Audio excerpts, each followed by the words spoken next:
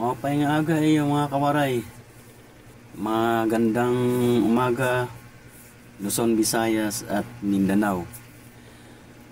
Meron po akong reaksyonan na video at credit po ito kay Sir Crips. Subscribe niyo po channel niya. Mga nakakatakot po yung mga content niya. Tara na po, panoorin na po natin.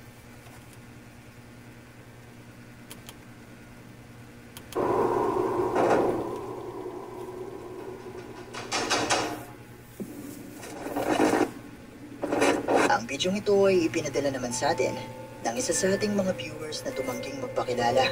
At mula naman di umano ito sa isang Pinoy na TikTok user na nagbahagi ng isang kakaibang video na kuha mula sa kanilang CCTV.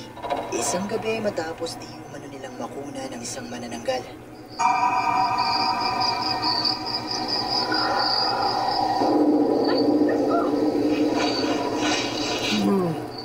Mula sa maikling video ito na ibinahagi ng uploader ay makikita nga ang isang babae.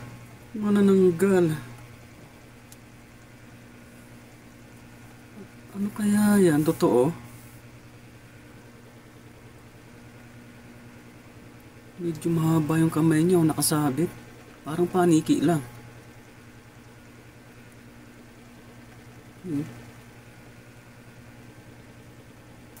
Nakakatakot naman yan. Creepy. Manananggal. Panoorin. Tuloy po natin, tuloy. Na may putol na katawan at may mga pakpak na nakasabit sa sanga ng isang puno na maya-maya pa ay lumipad na papalayo nang mapansin na ito ng may-ari ng bahay. Lumipad. Nakatakot yung mata, oh. Parang hindi naman kapanipaniwala yung mata. Masyadong maliwanag yung mata. May ilaw. Sinubukan kong magsaliksik tungkol sa bidyong ito at napag-alaman ko na marami na ang nag-re-upload nito at hindi ko na mahanap ang tunay na pinagmulan ng video. Pero bagamat marami ang naniniwala na ang bidyong ito ay totoo, ay marami din ang nagsasabi na ito ay isang AI-generated video. Pwede. Pero posible nga kaya na isa itong tunay na manananggal? Malaya kayong i-comment sa ibaba. Sa liblib na lugar yan, mga probinsya, pwedeng totoo yan. Ang bidyong ito ay ipinadala sa atin ng isa sa ating mga viewers na si Vincent Teno. At kuha naman di umano ito ng isang babae. Isang araw habang siya ay gumagawa ng isang random video para ipakita ang kanilang tahanan. Pero may napansin siyang kakaiba nung araw na ito na nagawa niyang makunan sa bidyong ito. Hi guys, this is house tour.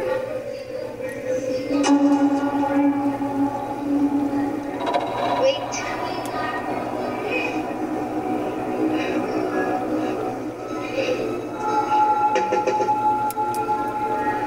Anybody here? Huwag kang magtatawag. Hello? Mami may sumagot sa'yo dyan. Nothing here? Nothing else? Nothing else? Habang siya ay gumagawa ng video at nakaharap ang cellphone sa kanya, ay napansin niya mula sa pintuan ng banyong ito ang isang itim na imahe. May parang sumilip. Ano kaya yan, no? Parang ano lang eh, parang yung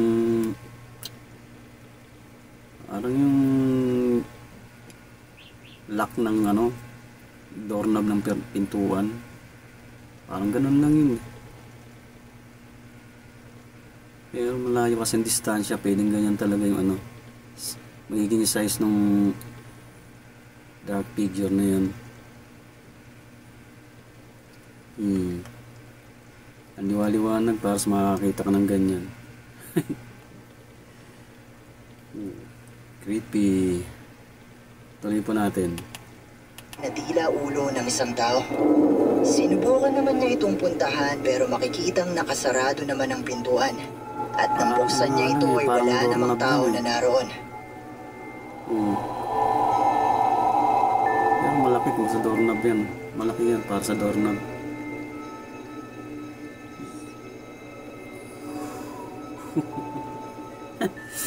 Oh, yun oh. Parang tao nga. Ayon sa ating sender ay matapos ang pangyayari na ito, ay bigla na lang di umanong nilagnat ang babae. At ayon naman sa kwento ng lola nito, ay posibleng ang kapatid nito na lalaki ang nagpakita sa kanya na sa loob ng banyong ito ilang taon na ang nakalilipas. Pero isa nga kayang multo ang nagpakita sa bidyong ito. Malaya kayong i-comment sa ibaba ang inyong mga opinyon.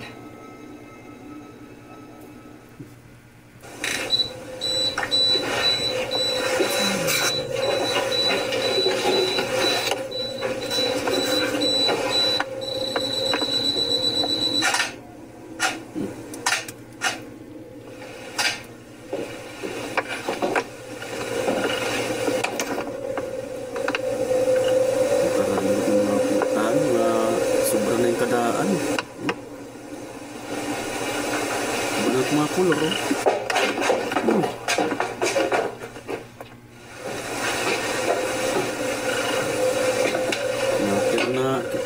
Tinarado nila.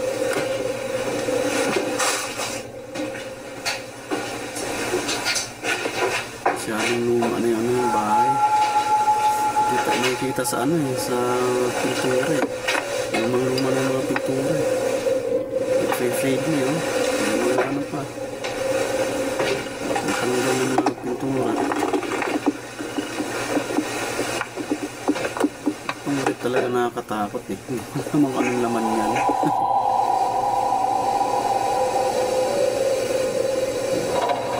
Naliwat naman eh. Lambong aso. Tiyan, lambong aso.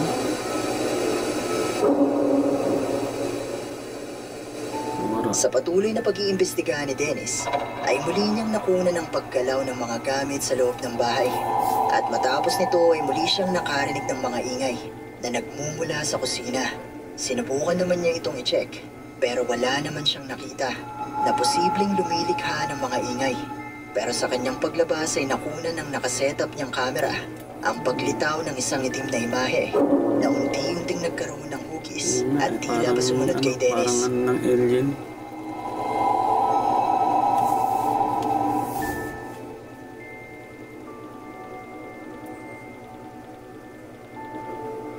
Hugis ng alien yun. Yan. Maba na baba. Katulad sa naunang nakunan ng kanyang kamera sa kusina, Malapad ay hindi baba. ito nakita o naramdaman man lang ni Dennis. At nagpatuloy lang siya sa kanyang pag-iimbestiga.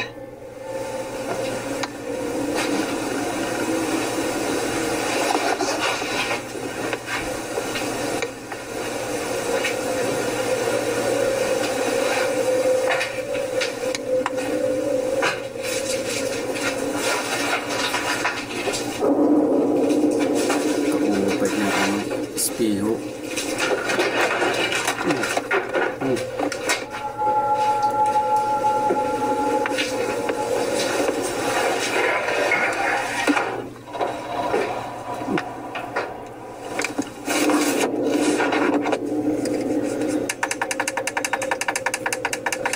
Parang niya suga. Ito yung ilaw niya.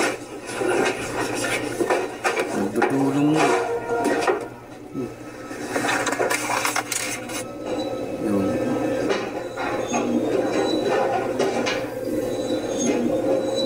Parang na kumiyaan. Ang balay.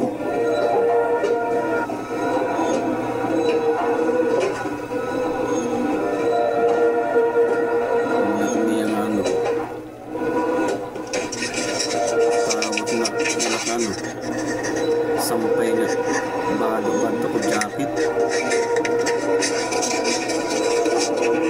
Ayan. Parang jacket kapote.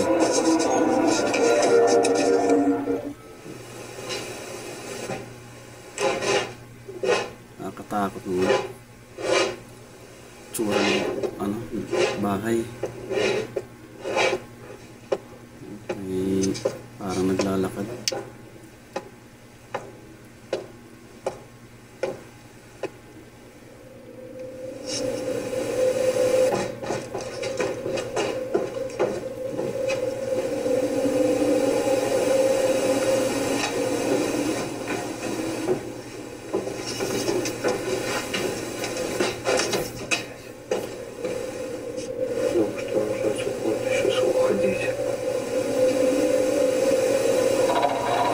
Ano na?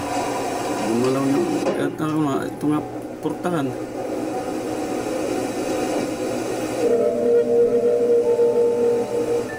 Muling nakarinig ng mga malalakas na ingay si Dennis na nagmumula sa iba't ibang bahagi ng bahay. At nang magsabi siya na gusto na niyang umalis, ay bigla na lang bumukas ang pintuang ito na tila ba pinapaalis na siya ng kung anumang naroon. Pero ang hindi napansin ni Dennis nung mga oras na ito ay ang tila isang imahe mula sa salamin na ito na may hugis na parang isang tao. Hain.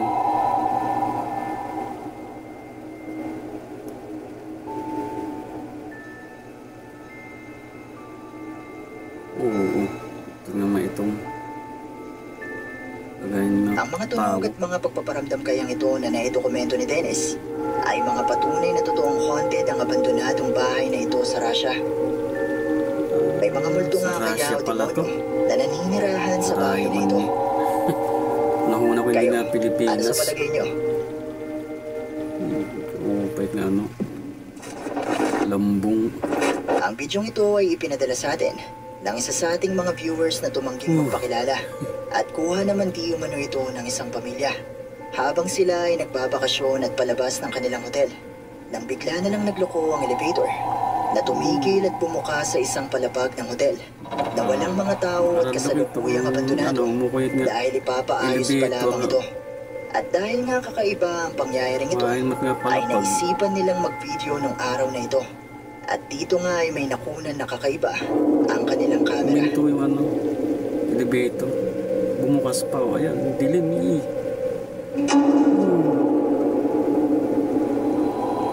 Ayaw sumara ng elevator. Pintuan. Nang tumigil at bumukas ang elevator sa palapag na ito, bagamat wala naman silang nakitang kakaiba, ay nakunan ng kanilang camera mula sa bahaging ito. Ang itim na figura na animoy isang tao na nakatayo lang at hindi gumagalaw. Oo, antuman. Atot ko. Ligidit nga babae. Hapit ti ano nawong. Dit may kamot.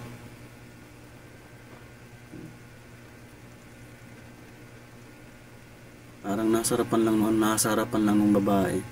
Yung dark figure. Tuloy po natin. Ayun o. Kita niyo. Ano?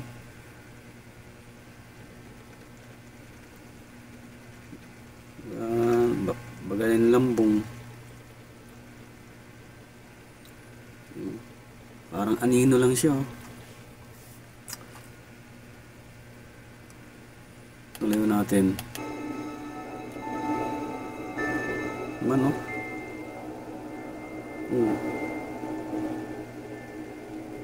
Ayon sa ating sender ay naniniwala di umano ang uploader ng video ito na posibleng isang multo ang nakunan ng kanilang camera na nakatayo sa abandonadong palapag na ito ng hotel dahil hindi nila ito nakikita ng mga oras na ito at naniniwala din sila na posibleng ito ang dahilan kung bakit bigla na lang bumukas ang elevator sa palapag na ito, pero posible nga kaya na isa itong multo. Katulad pa rin ang palagi kong sinasabi, nasa inyo na kung maniniwala ba kayo o hindi.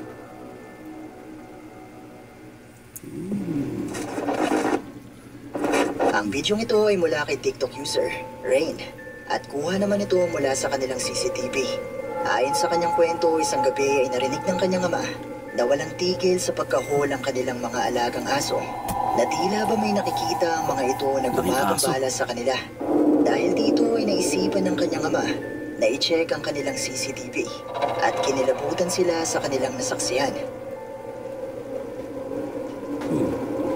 Ano yun?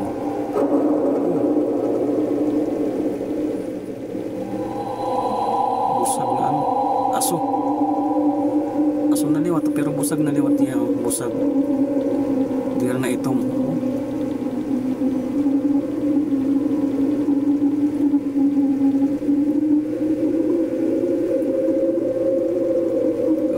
Bagala itong nag-iinuya sa liwat. Nang i-check na nga nila ang kuha ng kanilang CCTV, ay nakita nila mula rito ang isang puting imahe na gumagalaw sa kanilang bakuran. Na sa tingin nila ay ang Parang nakikita naglalaro ng lang, kanilang parang mga bata. alagang aso na walang tigil sa pagkahol.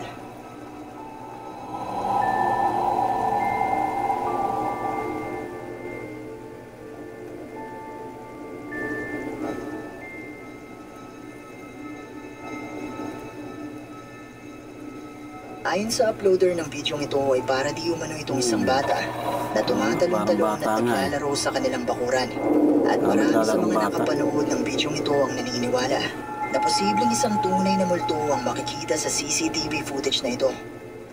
Pero kayo, ano sa tingin nyo ang isang ito?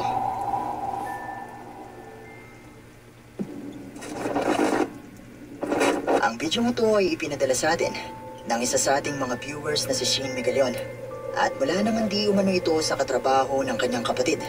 Nakuha 2:00 ng madaling araw habang ito ay nag-iisa sa tindahan at gumagawa lamang ng isang simpleng TikTok video. At hindi niya inaasahan na nung mga sandaling ito ay may iba pa palang makukuna ng kanyang kamera. Kaya nag-iinaan ako nga yung tida. Kakabayan lurong-lurong.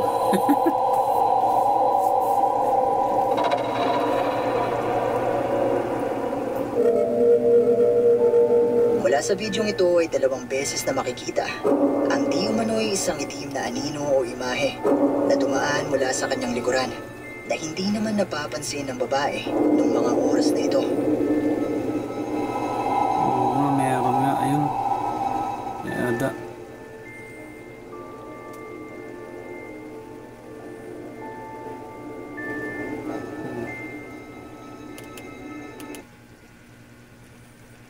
Yung ano.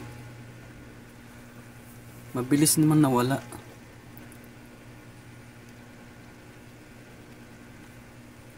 Halos hindi halos hindi maaninag. Tuloy pa natin. Naniniwala ang ating sender na posibleng isang multo ang anino na makikitang dumaan sa likuran ng babae. Lalo pat ayon di umano sa may-ari ng tindahan na ito ay meron talagang nagpapakita dito na hindi na lang nila pinapansin. Pero isa nga kayang multo ang nagpakita sa bidyong ito. Malaya kayong i-comment sa ibaba ang inyong mga opinyon.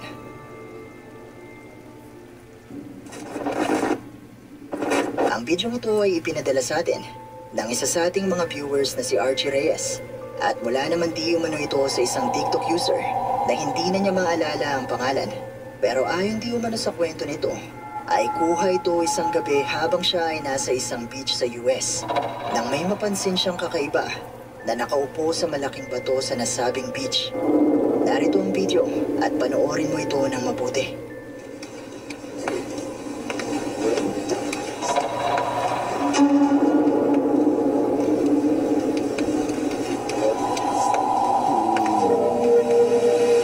Mula sa video ito ay makikita ang animoy isang tao na tila ba may buntot na parang sa isda. Na Nakaupo. Yan. Parang may yung sa mermaid. Yun parang may buntot siya, nakalaylay yung buntot parang sa isda. Nakikita nyo po. Ayan yung bandang ibaba maputi. Parang yung buntot ng isda. Sirena. Kung malapit sa sa dagat o kaya sa ilog, pwede.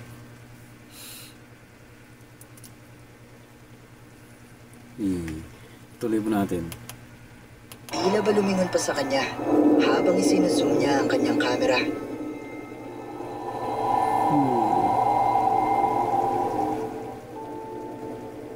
Sirena nga.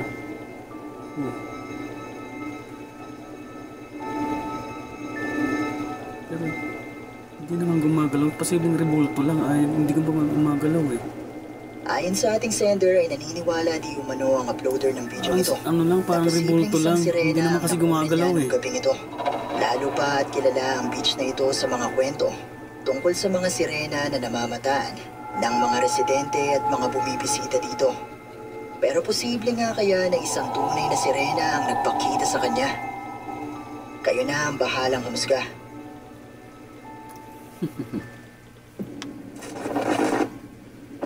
Ang Russian ghost hunter na si Dennis, na may-ari ng YouTube channel na Dark Ghost, ay inimbitahan ng isa sa kanyang mga viewers para mag-imbestiga sa dati nilang tahanan na di umano'y haunted. Ayon sa kwento nito ay noong nakatira pa sila sa bahay na ito, ay madalas silang nakakarinig ng mga ingay at kusang gumagalaw at creepy ng lumilipat ang mga bahay. gamit sa loob ng bahay. At ang mas malala pa dito ay kung minsan ay nakakakita sila ng mga itim na figura o anino na gumagala sa kanilang tahanan. At may mga pagkakataon pa nga na nagigising sila na may mga gasgas at mga pasa. Dahil sa mga naganap na ito ay napilitan silang lisanin ang bahay at magpasa hanggang ngayon ay nananatili itong abandonado. At sinubukan nga na mag-imbestiga ni Dennis para mangkalap ng mga patunay kung totoo nga bang haunted ang bahay na ito.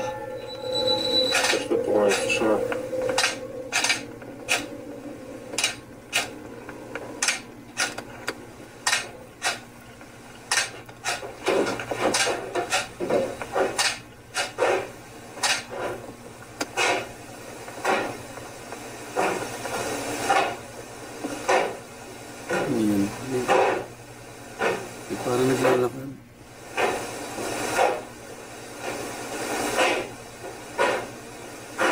Naglalakad ba o parang may mupok-pok?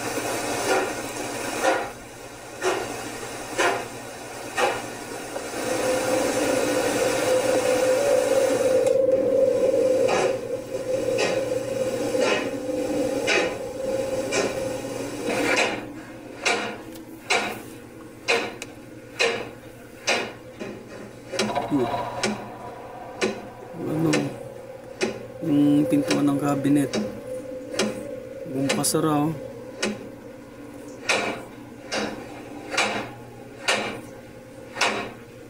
Yun yung nag-ano, yun yung nag-iingay. Yan o. Yung bukasan ng cabinet. Dilim. Yun nga o.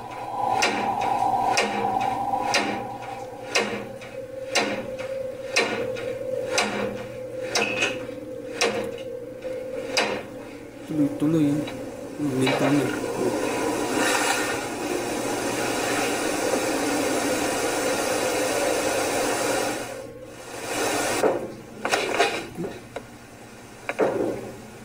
Sa rep na naman. Ang creepy ng ref. Bugala na yung likod niya.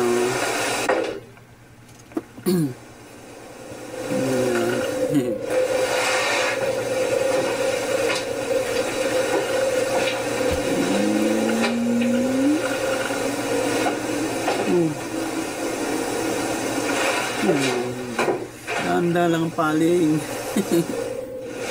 Kagulat ka naman.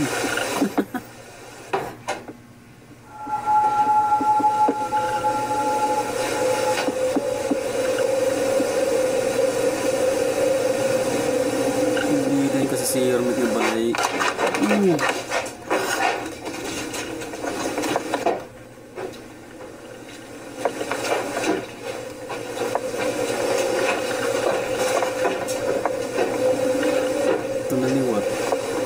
Kinarado na liwat.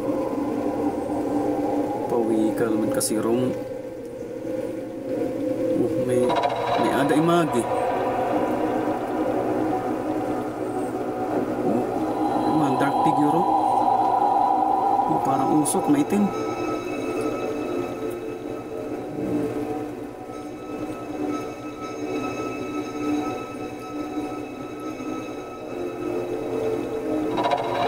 Tuman.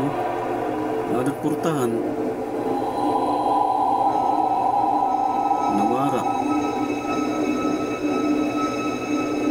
Nawala yung dark figure. sa may bandang pintuan.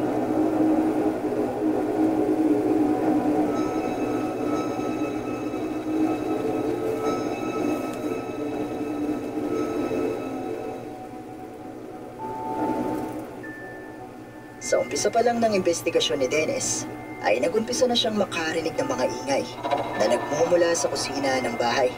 At mula sa nakasetup na camera dito, ay makikita na kusang nagpupakasara ang pintuan nito. At matapos nito ay muling nakarinig si Dennis ng mga ingay na tila ba may iba pang kumikilo sa loob ng bahay. At mula nga sa nakasetup na camera sa pasilyo, ay 2 beses na lumitaw ang isang itim na imahe o anino. Nga eh. Ayan o. Nga maitom nga, bagan aso. Ito naliwat dito.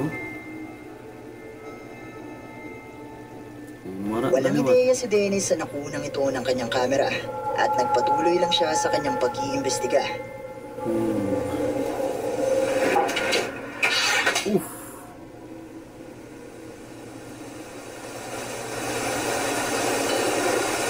Sinmarang ano.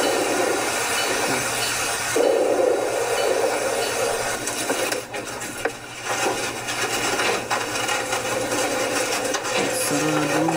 Pertahanan ano. Nakakabit na ano. Dapit. Batangan talagang ano. Mga tinggalat.